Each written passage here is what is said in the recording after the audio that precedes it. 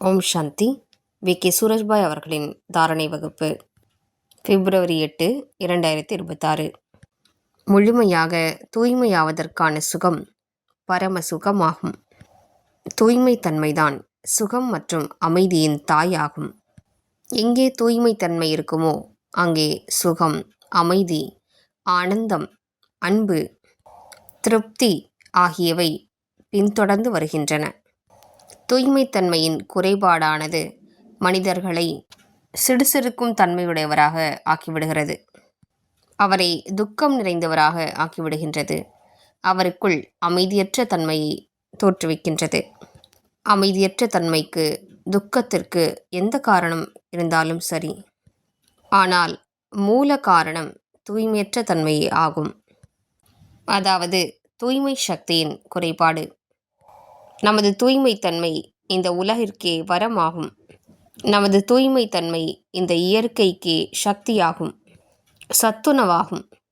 நாம் எந்தளவிற்கு தூய்மையாகிக் கொண்டே செல்வோமோ ஈஸ்வரிய காரியங்களில் அந்தளவிற்கு உதவி கிடைத்து கொண்டே இருக்கும். நாம் சுயத்திற்குள் இருக்கக்கூடிய காமத்தின் இச்சைகளை முற்றிலும் அழித்துவிட வேண்டும். காமத்தின் சூக்ஷ்மமான இச்சைகள் கூட உள்ளுக்குள் மிச்சமிருந்தால் அவற்றை கூட முற்றிலும் அழித்துவிட வேண்டும். உறுதியான எண்ணம் வைப்போம். இப்போது இது எனது சப்ஜெக்டே கிடையாது. நான் இதனை தியாகம் செய்துவிட்டேன். எனது இயல்பே முழுமையான தூய்மை நிலையே ஆகும். நான் இன்னும் 10 வருடங்கள் தூய்மையாக இருக்க வேண்டும், 5 வருடங்கள் தூய்மையாக இருக்க வேண்டும், பின்னர் விநாசமாகிவிடும், எப்படியாவது இருந்து கொள்ளலாம் என்று யோசிக்கக்கூடாது. இது பகவானுடைய கட்டளை, அதனால் நான் தூய்மையாக இருந்தாக வேண்டும். இவ்வாறு நினைக்காமல், தூய்மை தன்மை என்பது எனது இயல்பான நிலையாகும், நான் இருப்பதே தூய்மையான ஆத்மாவாகவே என்று சிந்திப்போம். பரந்தாமத்தில் நாம் எவ்வாறு இருந்தோம்? எப்போது தேவ யுகத்தில் வந்தோமோ அப்போது நமது தூய்மை தன்மை எத்தனை உயர்ந்ததாக இருந்தது. தூய்மை தன்மைதான் அனைத்திலும் உயர்ந்த பண்பாகும். இதனை உலகமே மறந்துவிட்டது. விஞ்ஞானிகளும் தவறாக கூறிவிட்டார்கள். காமத்தின் இச்சை மிகுந்த இயல்பான விஷயம் என்று கூறி மனிதரை காரிருளில் தள்ளிவிட்டு விட்டார்கள். விகாரங்களின் பள்ளத்தில் தள்ளிவிட்டு விட்டார்கள். இந்த மனோவிஞ்ஞானிகள் மனிதரை வீழ்ச்சியின் பாதையில் அழைத்து செல்வதற்கு மிகப்பெரிய காரணமாக ஆகிவிட்டார்கள். இப்போது பாபா தானே வந்து தெளிவுபடுத்திவிட்டார். இல்லை, தூய்மை தன்மை உங்களது சுய தர்மமாகும். நீங்கள் இதன் சுகத்தை பெற வேண்டுமானால் தூய்மை தன்மைதான் எனது வாழ்க்கை என்ற உறுதியான எண்ணத்தை மேற்கொள்ளுங்கள்.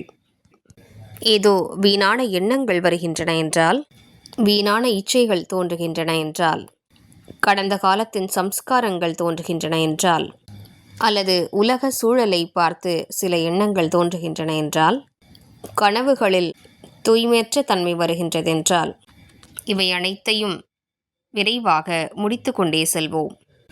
யோக பலத்தை பயன்படுத்துவோம். சுயமரியாதையின் சக்தியை பயன்படுத்துவோம். உயர்ந்த சிந்தனைகளை பயன்படுத்துவோம். யோக பலத்தினால் நமது சக்திகள் சூக்ஷ்ம ரூபத்தை பெறுகின்றன.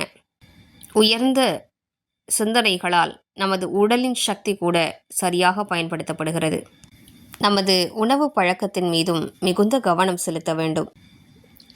நமது உணவானது பாரத்தை கொடுக்கக்கூடியதாக இருக்குமானால், கபத்தை அதிகரிக்குமானால், வாயுக்களை அதிகரிக்குமானால் தூய்மை தன்மையில் வித்தியாசம் ஏற்பட்டு விடுகிறது.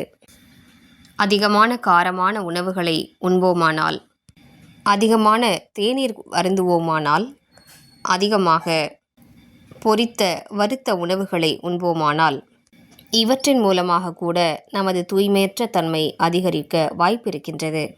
இதனால்தான் பாபா பூண்டு வெங்காயத்தை கூட தடை செய்துவிட்டார். ஏனென்றால் அவை இச்சைகளை தூண்டக்கூடிய பதார்த்தங்களாகும். எனவே நாம் சுயத்திற்குள் தூய்மை தன்மையின் சக்தியை அதிகரித்து கொண்டே செல்வோம்.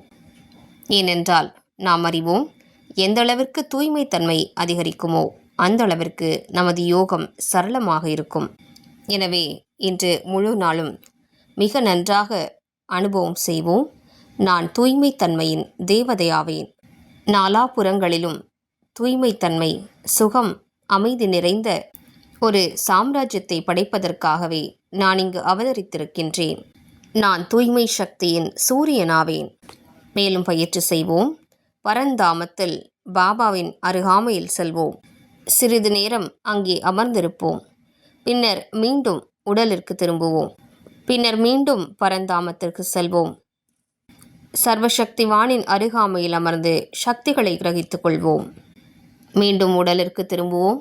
இவ்வாறு இந்த ட்ரில் பயிற்சியை காலை வேளையில் 10 முறைகளாவது மேற்கொள்வோம். பின்னர் ஒவ்வொரு மணி நேரத்திலும் 2 முறைகள் மேற்கொள்வோம். 1 நிமிடத்திற்கு கூட இந்த பயிற்சியை தொடர்ந்து மேற்கொள்வோமானால் நல்ல ஒரு யோக நிலை உருவாகிவிடும். ஓம் சாந்தி.